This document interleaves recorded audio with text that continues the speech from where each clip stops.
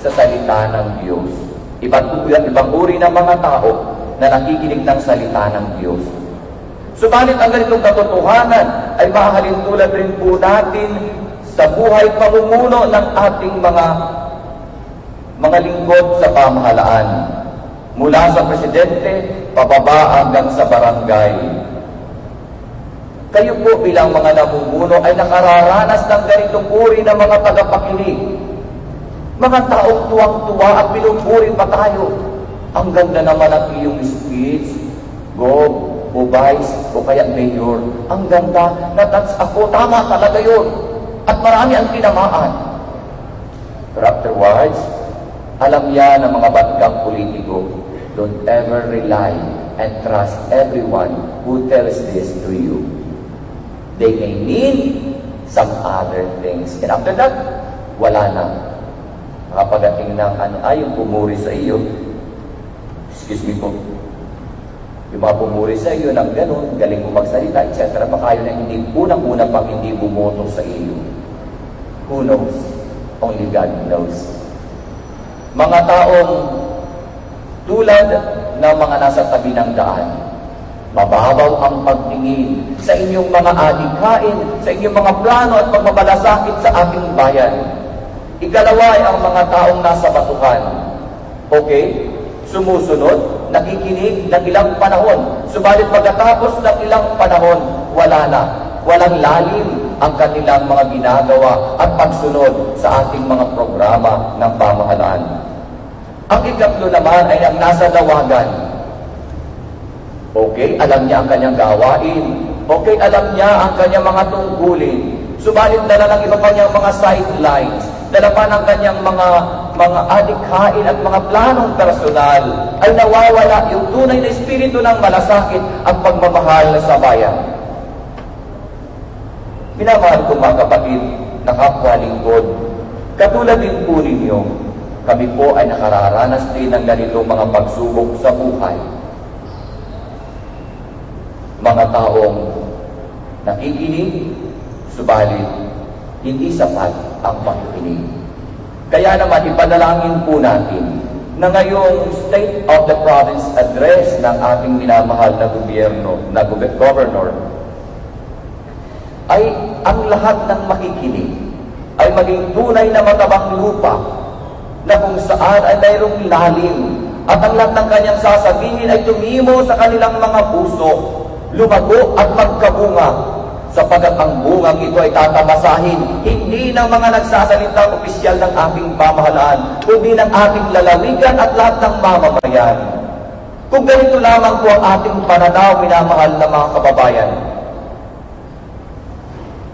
kung ganito lamang po ang ating pagkaunawa sa lahat ng adikain ng mga namumuno, sigurado po na uunlad ang ating bayan. Kahit ganoon ang malasakit ng ating mga opisyalis, ganoon na lamang ang malasakit ng ating gobernador, ganoon ang malasakit ng ating konseho, kung ang mga mamamayan na patuloy nilang hinuhubog at nasasakupan ay tila mga binhing nalaglag sa daan, sa batuhan at sa dawagan, anong mangyayari sa lahat ng ating pananalita? Katulad ng sinasabi ko ngayon sa pulpitong ito, ano ang magiging bunga ng lahat ng ito kung walang lalim?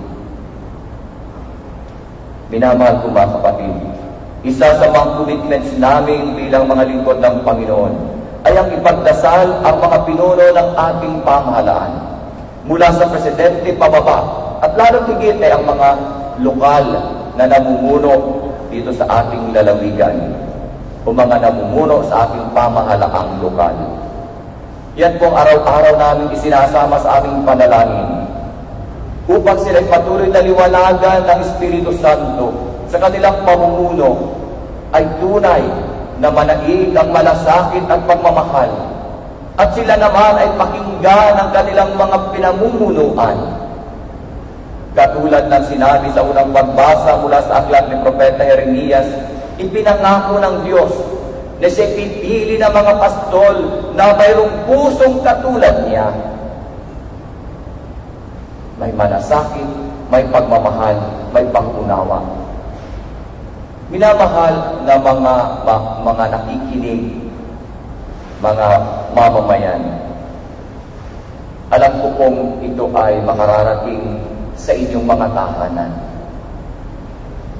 Tayo po ay patuloy na sumunod. Tayo po ay patuloy na sumuporta upang anumang magagandang adhikain ng ating pamahalaan ay magkaroon ng kaganapan sa ating aktwal na buhay. Wala po tayong mararating kung walang pakikiisa ng mga mamamayan sa magandang adhikain ng ating pamahalaan. At patuloy po natin ipagdasal sa halip na usigin, ipanalangin sa halip na pulakan, payuhan sa magandang paraan, sapagkat alam ko ng ating mga namumuno sa pamahalaan ay mayroong tainga na marunong makinig at puso na marunong umunawa. Tandaan po nating mabuti ang logo ng ating gobernador, ng congressman. Hugis puso, pamahalaan na may puso, nakikinig, nakauunawa, kumukonsulta, at patuloy na gumagawa. Hindi sa anumang kadahilanan, kundi bilang pagtupad sa kanilang tungkulin sinumpaan sa bayan. Panahon tayo ng pandemic, at isa sa mga bagay na lagi naabangan ng mamamayan ay ang update na manggagaling sa ating probinsyal na pamahalaan. Kaya, kung tututok po tayo, minamahal mga kapatid, makikita po natin kung paano kumikilos. At doon pa lamang ay makikita natin kung ano ang mga achievements at mga naabot at ay sa katuparan ng ating mga namumuno. Mahalin po natin sila. Suportahan po natin sila. Alam po ninyo, ang mga taong minamahal, kahit matagal ang panahon na lumilipas, kapag nakaramdam ng pagmamahal, ay natututo rin magmahal, ganuman katigas ang puso. Ang mga taong inuunawa ay patuloy din nakauunawa kung nakakaramdam ng mga taong umuunawa. At ang mga taong nakaririnig ng suporta ay nagiging supportive din sa kanilang buhay. Kaya nga, kaugnay ng ganitong katotohanan, nasabi ni Santa Teresa ng Avila, amor con amor si paga. Love begets love. Muli po, sa ngalan po ng ating minamahal na obispo, ang aming taus-pusong pagbati sa ating gobernador, vice-gobernador at lahat ng namumuno ng ating provincial government, municipal governments hanggang sa barangay level. Patuloy po ang aming suporta at pananalangin upang ang ating pamahalaang probinsyal, municipal at barangay at ang buong Marinduque ay tunay na malaganapan ng inyong tapat na paglilingkod at pagmamalasakit. At aming dalangin na sa inyong paghahasik na magagandang mga plataforma ay magkaroon ng mga taong tulad ng matabang lupa na makikinig ng salita, makikinig sa inyo. At ang ating laging dalangin sa kabilang dako, patuloy po kayong magkaroon ng tainga, ng puso na nakikinig sa ating mamamayan. Nang sa gayon, ang prinsipyo na ipinahayag sa unang pagbasa ay magkaroon ng katuparan. God who listens and the people who speaks, they meet, and what a happy encounter between God and man. At ito tinatawag ni San Agustin, the city of God. Ang bayan na may kapayapaan, mayroon tayo yan. Ang ating bayan na mayroong pagmamahalan, meron tayo yan. Ang bayan na mayroong kaayusan, ang bayan na nagahari ay ang Diyos at mga taong nagmamahal.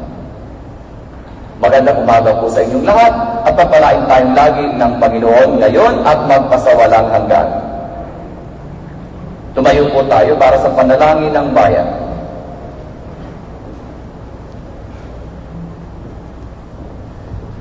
Ngayon tayo nagkakatipon mga kapatid kong minamahal para gunitain ang mga biyaya at pagkapala ng buong may kapal. Idalangin po natin itaguin niya tayo para hilingin ibigay ang mga minamarapat niya hingin natin at makamtan. Sa bawat panalangin ang ating tutugon, hinihiling namin kaawaan mo ang iyong bayan. Hinihiling namin kaawaan mo ang iyong bayan. Para sa ating Santo Papa, Papa Francisco, Marcelino Antonio Marali Jr., ating obispo, at buong kaparian, kaisa ng mga taong ipinagkatiwalang kanilang pangasiwaan, manalangin tayo sa Panginoon. Hinihiling namin kaawaan mo ang iyong bayan. Para sa mga umuugit ng pamahalaan at mga lingkod na katuwang sa pagmamalasakit ukol sa kapakanan ng kanilang pinangangasiwaan, manalangin tayo sa Panginoon. Hinihiling namin kaawaan mo ang iyong bayan. Para sa mga naglalakbay sa dagat, sa himpapawid at sa lupang ibabaw, at para sa mga napipilit o nasa mga bilangguan, manalangin tayo sa Panginoon. Hinihiling namin kaawaan mo ang iyong bayan. Para sa ating lahat na nagkakatipon, may pananalig na maaasahan at pagmamahal sa Diyos na ating pinagtititaganan, manalangin tayo sa Panginoon. Hinihiling namin kaawaan mo ang iyong bayan. Upang ang lahat natin mga mahal sa buhay, patuloy na iligtas ng Panginoon sa anumang panganib at kapahamakan, manalangin tayo sa Panginoon. Hinihiling namin kaawaan mo ang iyong bayan. Ama namin makapangyarihan, tugunin mo po ang iyong habag, ang hinihiling ng inyong bayan, upang ibinunsod ninyong idalangin ng may kataimtiman ay dagling matanggap mula sa inyong pagkamapagbigay sa pamamagitan ni Jesucristo kasama ng Espiritu Santo magpasawalang hanggan. Amen. Mapupo tayo at umanda sa bahagi ng pag-aalay.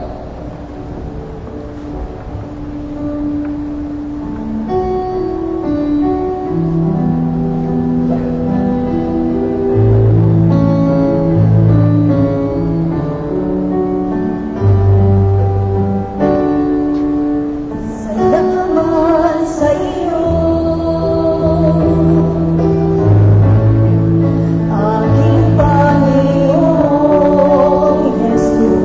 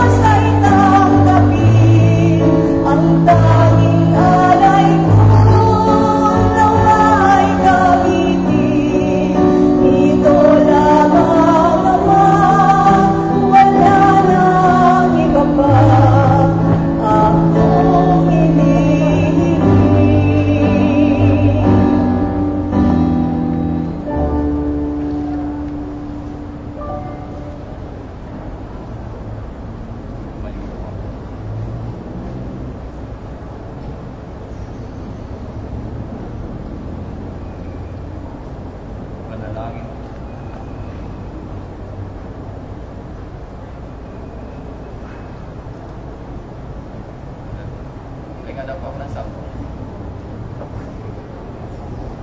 Manalangin kayo mga kapatid, ang mga paghahain natin.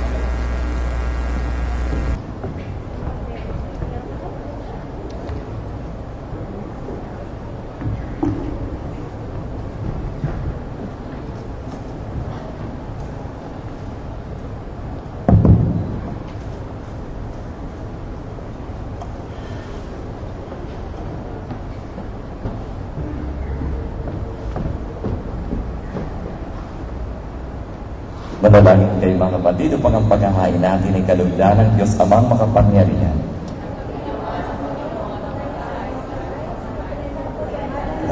Kapakinabangan at sa buong sambayanan niyang banal. Ama naming lumikha, lahat po ng inyong mga paghahain ipinag-utos noong araw ay inyong pinagtibay sa isang haing hantungan ng tanan. Tanggapin po ninyo ngayon ang ginaganap ng inyong mga lingkod at basbasan po ninyo ito ng kabanalang gaya ng inyong kaloob sa mga alay ni Abel na lubha ninyong ikinalugod, upang ang mga handog na bawat isang nagbigay para sambahin ang banal ninyong ngalan ay magdamit ng karagdagan ninyong kasiyahan. Sa pamamagitan ni Jesucristo kasama ng Espiritu Santo, magpasawalang hanggan. Amen. Sumainyo ang Panginoon. At sumainyo rin. Itaas sa Diyos ang inyong puso at diwa. Pinasa namin sa Panginoon. Pasalamatan po natin ang Panginoong ating Diyos. Marapat na siya'y pasalamatan. Ama naming makapangyarihan, tunay kang marapat na kayo ay aming pasalamatan sa pamamagitan ni Jesucristo na aming Panginoon. Siya ang salitang katuwang niyo at kapiling nung ang lahat ng umiiral ay inyong likhain. Siya isinugo ninyo para kami sa gipit palayain, kaya't sila'y kinalinga ng mahal na birhen na naging kanyang inang totoo sa kapangyarihan ng Espiritu Santo. Inaho niyang sundin ang loob mo at kamtin ang sambayan ng banal para sa inyo. Pinagpisa niyang iunan sa krus ang kanyang mga kamay upang magwakas ang kamatayan at mahayag ang pagkabuhay. Kaya kaisa ng mga anghel na nagsisiawit ng papuri sa inyo nang walang humpay sa kalangitan, kami nagbubunyi sa inyong kadakilaan.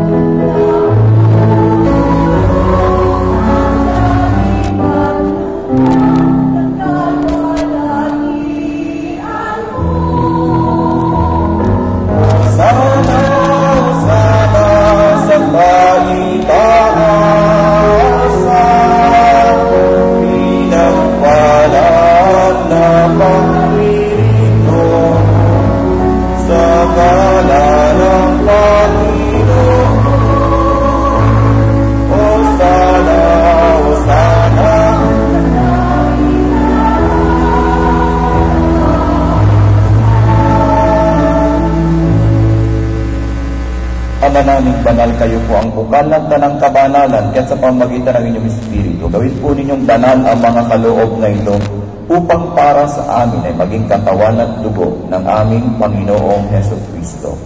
Bago niya pinag-isa ang pusang loob na maging handog, hinawakan niya ang tinapay.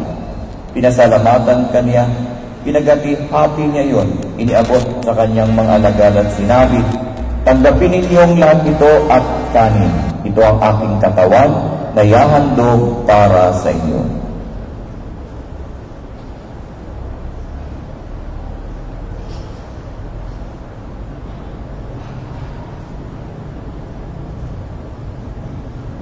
Gayon din naman na matapos ang hapunan, hinawakan niya ang kalis. Muli kanyang pinasalamatan.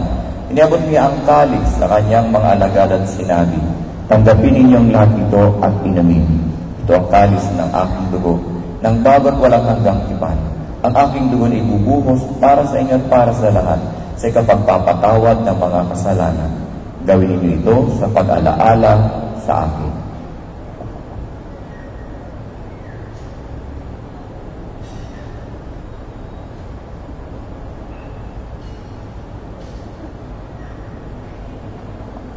Ipagbunyi natin ang misteryo ng pananampalataya.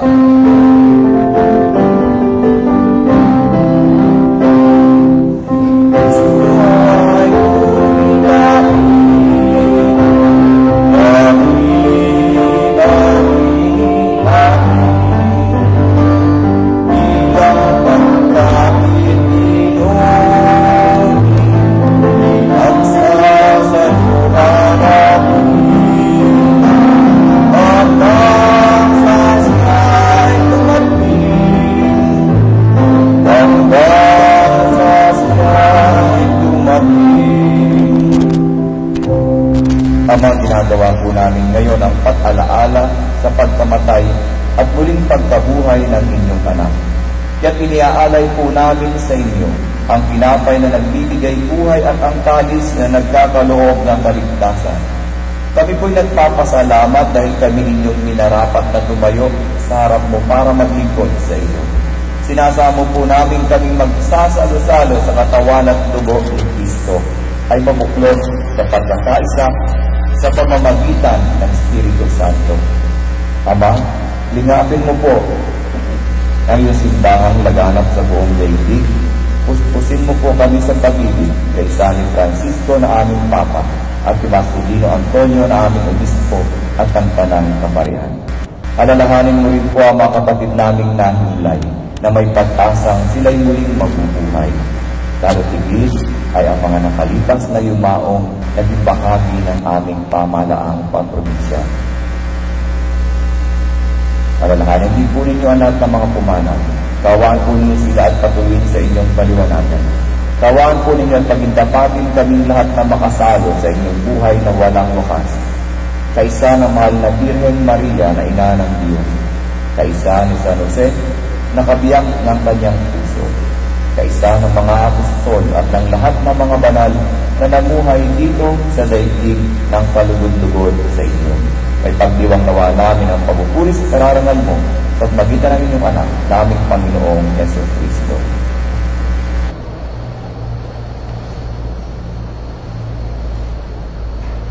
Sa pamamagitan ni Kristo, kasama niya at sa Kanya, ang lahat ng parangal at papuri ay sa inyo, Diyos Amang makapangyarihan, kasama ng Espiritu Santo, magpasawalang hanggan.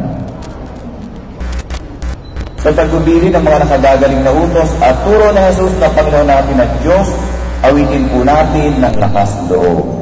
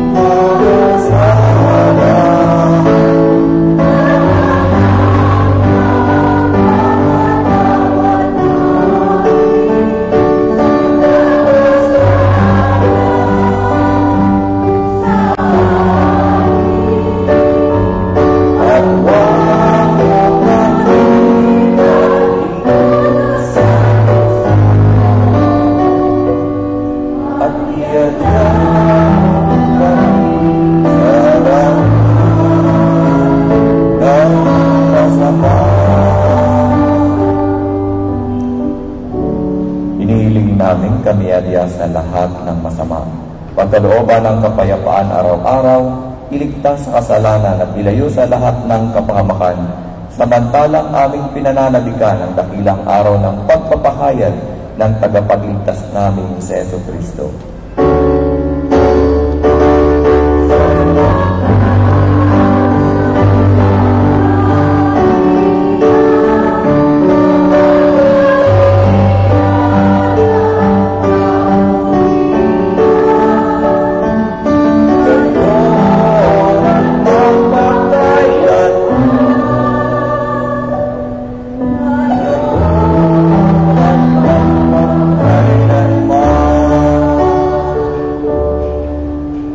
Panginoong Jesucristo, sinabi mo po sa iyong mga apostol, kapayapaan ang iniiwan ko sa inyo, ang aking kapayapaan ang ibinibigay ko sa inyo.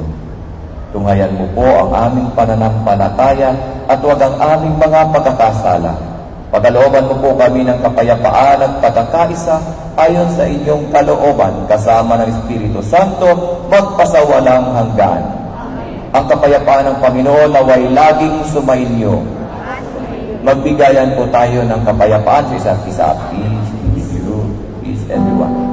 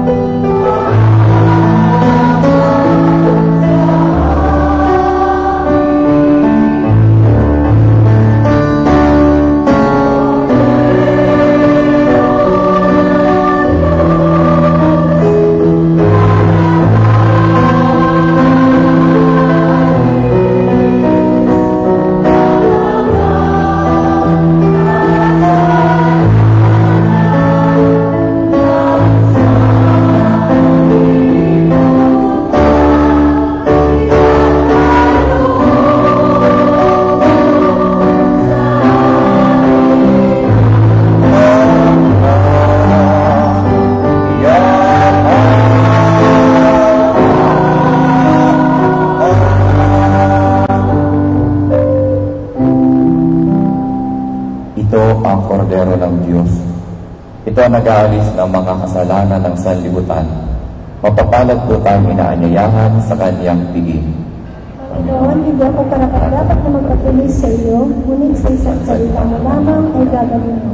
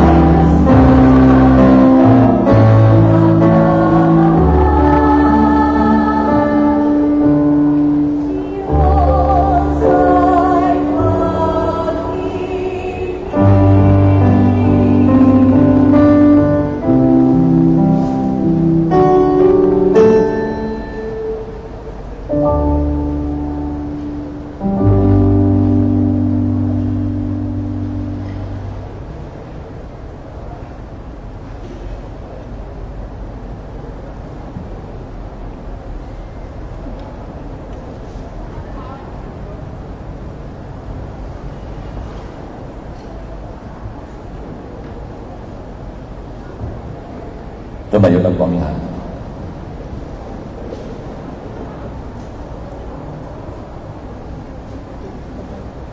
Madalangin tayo. Ama naming mapagmahal, manatili kang kapiling ng iyong sambayanan, na gayon ipinapakinabang ninyo sa inyong sariling buhay, at gawin po ninyong kaming pasulong na makakbang mula sa dati naming pagkamakasalanan patungo sa pagbabago nagdudulot ng inyong kabutihan. Sa pamamagitan ng Jesucristo, kasama ng Espiritu Santo, magpasawalang hanggan. Amen. Sumainyo ang Panginoon. At sumainyo. Iupo niyo inyong mga ulo para sa pagbabasbas. Na ipatuloy kayong gabayan at patnubayan ng makapangyarihang Diyos sa inyong araw-araw na pamumuhay. Bigyan nawa niya kayo ng malusog na pangatawan at iligtas sa anumang kapahamakan. Dahil bigyan niya kayo ng mapayapang tahanan na may pagmamahalan at pagkakaisa sa araw-araw. Naway bigyan niya kayo ng mga nasasakupan na marunong makinig at sumunod sa magagandang panukala at patakaran. Pagpalain kayong lagi ng makapangyarihang Diyos Ama, Anak at Espiritu Santo. Amen. Tapos na po ating pagdiriwang, taglay niyo sa inyong pag-alis ang pag-ibig at kapayapaan ni Kristo. Salamat sa Palapakan po natin ang Panginoon.